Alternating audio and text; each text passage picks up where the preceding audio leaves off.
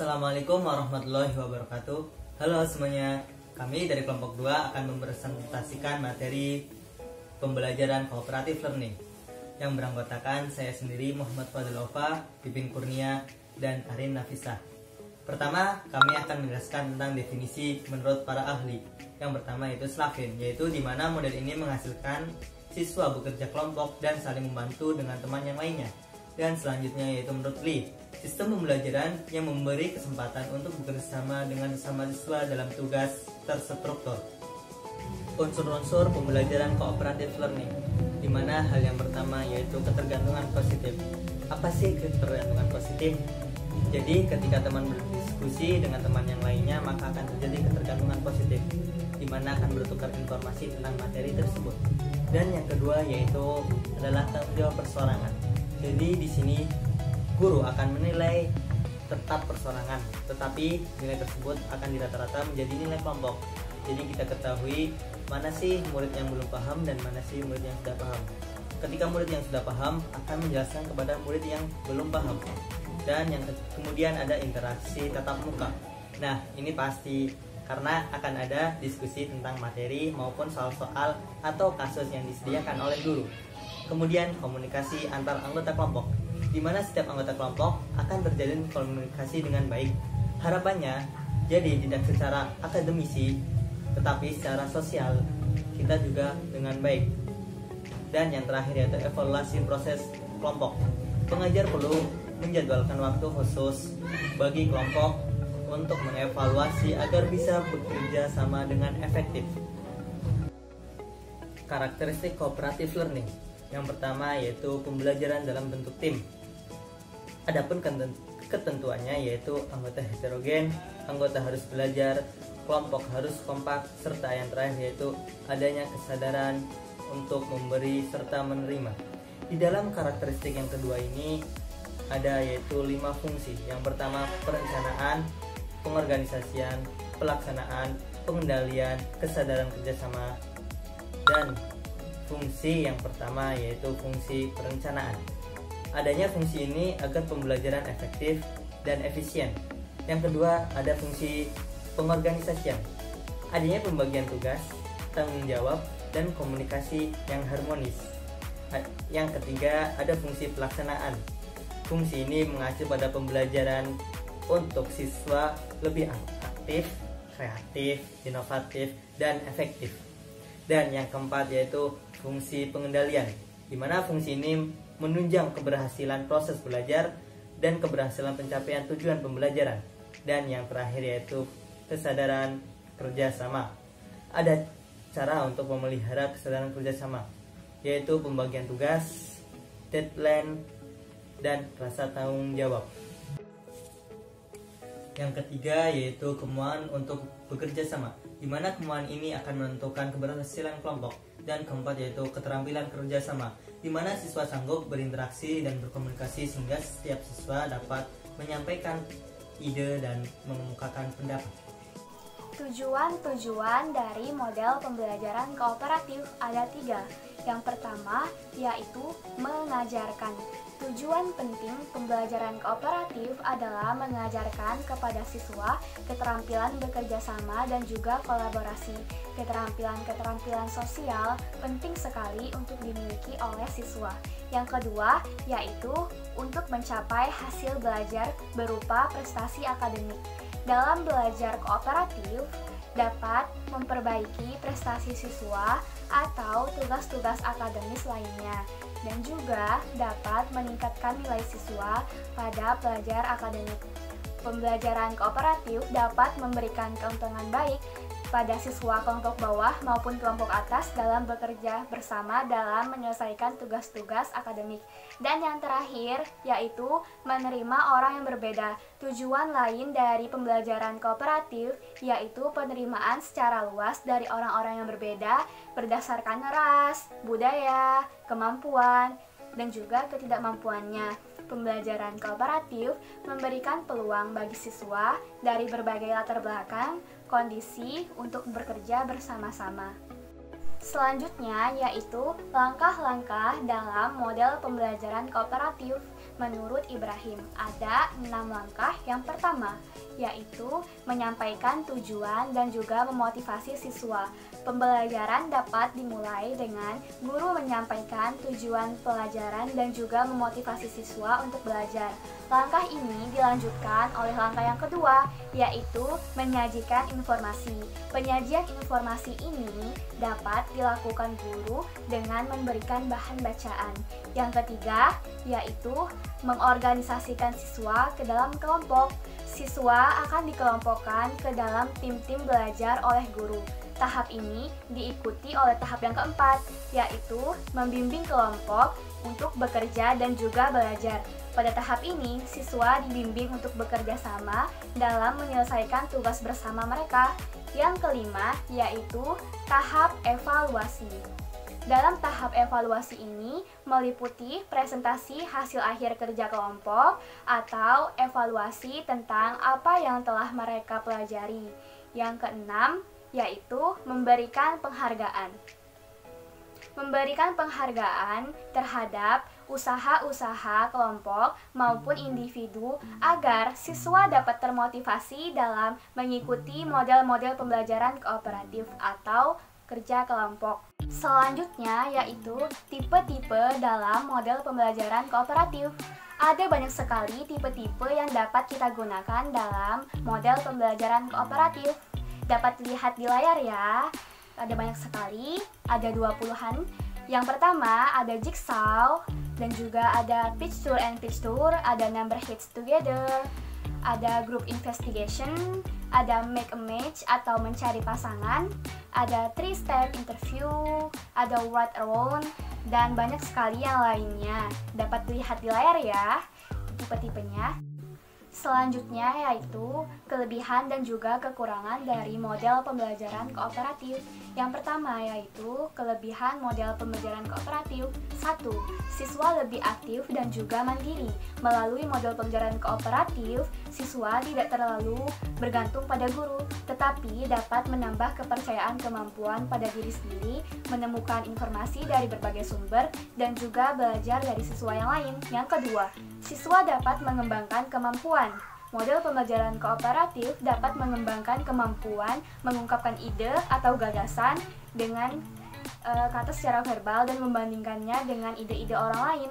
Yang ketiga, model pembelajaran kooperatif dapat membantu siswa dalam menghargai orang lain dan menerima segala keterbatasan serta menerima segala perbedaan, karena setiap siswa memiliki kelebihan dan juga kekurangan. Yang keempat, siswa lebih bertanggung jawab dalam belajar, di mana siswa diberikan tanggung jawab dan juga kepercayaan untuk belajar dalam kelompok yang telah ditentukan. Dan yang kelima, yaitu meningkatkan prestasi akademik sekaligus kemampuan sosial. Model pembelajaran kooperatif merupakan strategi yang cukup ampuh untuk meningkatkan prestasi akademik sekaligus kemampuan sosial, termasuk mengembangkan rasa percaya diri dan menghargai diri sendiri, hubungan interpersonal yang positif dengan orang lain, dan mengembangkan keterampilan dan sikap positif di dalam sekolah. Selanjutnya yaitu kelemahan model pembelajaran kooperatif. Yang pertama, guru harus mempersiapkan pembelajaran secara matang, seperti bagaimana strategi, metode, dan juga teknik yang digunakan dalam proses belajar. Di samping itu, memerlukan lebih banyak tenaga, pemikiran, dan juga waktu. Yang kedua, agar proses pembelajaran berjalan dengan lancar, maka dibutuhkan dengan dukungan fasilitas, alat, dan juga biaya yang cukup memadai. Dan itu menjadi kekurangan dari model pembelajaran kooperatif. Yang ketiga, selama kegiatan diskusi kelompok, ada kecenderungan topik permasalahan yang dibahas meluas, sehingga banyak yang tidak sesuai dengan waktu yang telah ditentukan. Dan yang keempat, yaitu saat diskusi terkadang didominasi oleh seseorang, karena hal ini mengakibatkan siswa yang lain dalam kelompok menjadi pasif. Dan yang terakhir, yaitu bisa menjadi tempat mengobrol atau gosip. Hal ini terjadi jika anggota kelompok tidak mempunyai kedisiplinan dalam belajar, seperti datang terlambat, mengobrol, dan bergosip yang dapat membuat waktu berlalu begitu saja, sehingga tujuan dalam belajar menjadi sia-sia. Penerapan cooperative learning. Dalam penerapan cooperative learning, pada materi fisika, kami memilih materi besaran pokok dan dimensi. Dalam penerapan cooperative learning, yang pertama ada overview materi. Besaran pokok merupakan besaran yang menjadi dasar untuk menetapkan besaran yang lain. Seperti yang kita ketahui bahwa terdapat 7 besaran pokok dalam fisika. Yang pertama ada panjang, massa, waktu, kuat arus listrik, suhu, intensitas cahaya, dan yang terakhir adalah jumlah zat. Nah, selanjutnya dimensi. Cara besaran tersebut tersusun atas besaran-besaran pokoknya dinamakan dimensi. Pada sistem satuan internasional terdapat 7 besaran pokok yang berdimensi, di mana cara penulisannya dinyatakan dengan lambang huruf tertentu dan diberi tanda kurung persegi. Setelah overview materi, yang selanjutnya adalah model. Tentu saja, model yang kami gunakan dalam penerapan ini adalah model cooperative learning. Model cooperative learning ini berbeda dengan pengajaran langsung, di mana pada model cooperative learning ini tidak hanya mengembangkan akademik peserta didik, tetapi juga mengembangkan keterampilan sosial peserta didik. Karena dalam pembelajaran kooperatif, siswa dituntut untuk lebih aktif dalam belajar melalui kegiatan kerjasama dalam kelompok. Yang ketiga, ada pendekatan. Pendekatan yang digunakan adalah pendekatan student center atau pendekatan pembelajaran yang berorientasi atau berpusat pada siswa. Dalam konsep student center, peserta didik diharapkan sebagai peserta aktif dan mandiri dalam proses belajarnya, yang bertanggung jawab dan berinisiatif untuk mengetahui kebutuhan belajarnya, menemukan sumber-sumber informasi untuk dapat menjawab kebutuhannya, serta membangun dan mempresentasikan pengetahuannya berdasarkan kebutuhan serta sumber-sumber yang ditemukannya. Terdapat prinsip-prinsip utama dari student center. Yang pertama ada tanggung jawab, peran serta, keadilan, mandiri, berpikir kritis dan kreatif, komunikatif kerjasama, dan yang terakhir adalah integritas.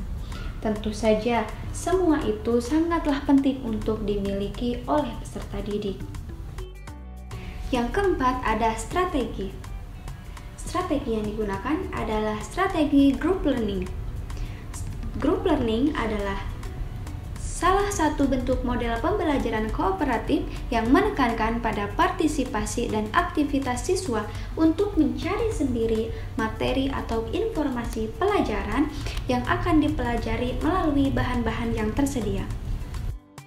Pada model ini dapat melatih siswa untuk menumbuhkan kemampuan berpikir mandiri. Keterlibatan siswa secara aktif dapat terlihat mulai dari tahap pertama sampai tahap akhir pembelajaran. Yang kelima ada metode. Metode yang digunakan adalah metode make match atau mencari pasangan. Nah, kenapa kami memilih metode ini?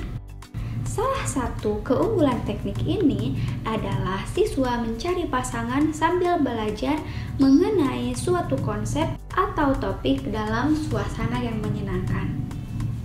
Nah, diharapkan dengan metode ini persepsi bahwa fisika itu sulit, fisika itu menakutkan akan hilang dengan metode ini. Yang keenam ada teknik. Teknik yang digunakan yaitu siswa akan diminta mencari pasangan kartu yang merupakan jawaban atau soal sebelum batas waktu yang telah ditentukan. Kemudian, bagi mereka yang memiliki poin tertinggi akan mendapatkan penghargaan dan yang terendah akan mendapatkan sanksi. Tentu saja sanksinya yang mendidik. atau membuat siswa lebih paham akan materi yang tengah kita jelaskan. Nah, diharapkan dengan teknik ini tentunya siswa menjadi lebih aktif, lebih bertanggung jawab, karena ketika mereka kalah tentunya mereka akan mendapatkan sanksi. Seperti itu. Yang ketujuh adalah langkah-langkah. Yang pertama, guru menyiapkan beberapa kartu atau kertas. Yang kedua, siswa dibagi menjadi 3 kelompok. Nah, ini tidak ditentukan 3 kelompok ya, namun guru dapat membaginya menjadi 3, 4, 5, ataupun berapa kelompok. Yang ketiga, tiap kelompok mengirimkan perwakilannya untuk mengambil nomor undian. Yang keempat, guru menjelaskan aturan permainan, di mana aturannya adalah setiap siswa akan mendapatkan 2 buah kartu. Masing-masing kartu berisikan 1 soal. Kemudian ada 1 kartu yang berisikan jawaban. Setiap anggota akan bergantian untuk menemukan pasangan dari kartu yang mereka pegang. Dan terakhir adalah siswa akan diberi waktu 2 menit untuk mencocokkan kartu. Kemudian yang kelima, guru membagikan kartu yang sudah disiapkan. Yang keenam, siswa dipersilahkan untuk mencari dan mencocokkan kartu atau kertas yang mereka miliki dengan kelompok lain ya tentunya. Yang ketujuh, bila satu sesi telah berakhir, maka kartu yang dipegang siswa akan diundi kembali. Yang kedelapan, guru mengecek hasil pencocokan kartu dari masing-masing kelompok, di mana kelompok yang berhasil mencocokkan kartu dengan benar akan mendapatkan poin, dan yang salah tidak akan mendapatkan poin. Langkah yang kesembilan adalah pemberian penghargaan dan sanksi. Nah, di sini kelompok yang memiliki poin tertinggi akan mendapatkan penghargaan dan yang terendah akan mendapatkan sanksi. Nah, sanksinya tentunya yang mendidik ya.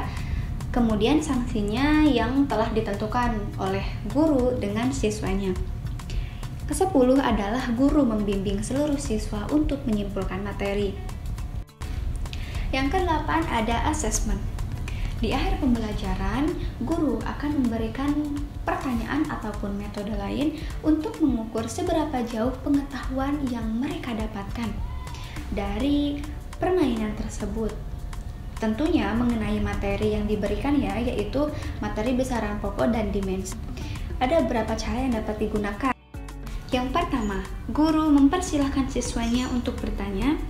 Yang kedua, guru memberikan beberapa pertanyaan.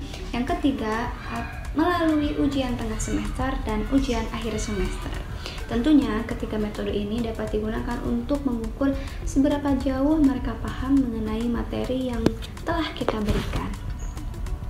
Cukup sekian dari kelompok 2, kurang lebihnya kami mohon maaf.